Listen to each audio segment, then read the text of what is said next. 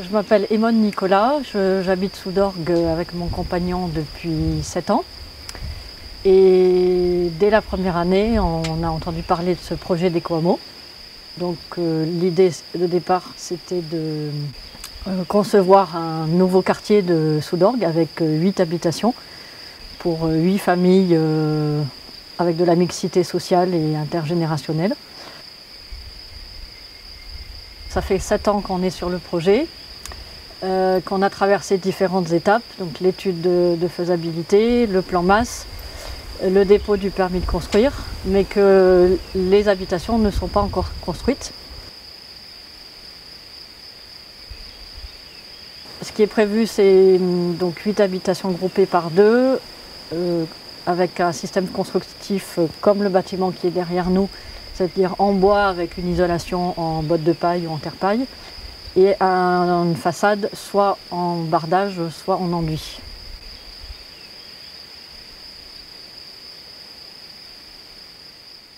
La phase la plus intéressante, ça a été aussi de lister nos critères sur la qualité de vie et la qualité architecturale.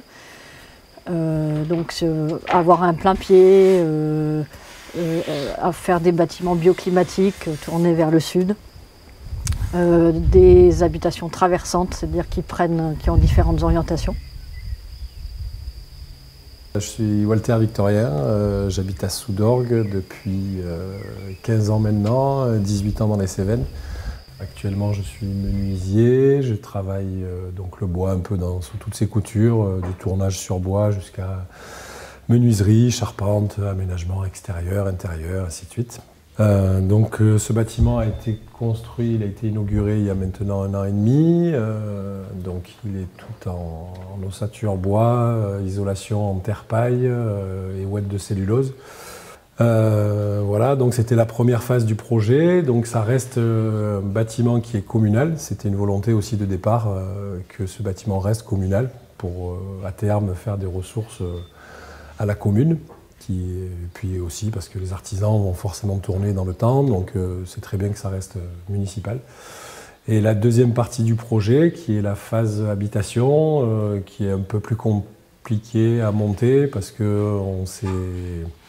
a fallu trouver des financements, donc on s'est associé avec un bailleur social qui est localisé sur Paris, mais qui a les agréments depuis peu pour travailler en Languedoc-Roussillon, enfin Occitanie, mais là on dit pareil.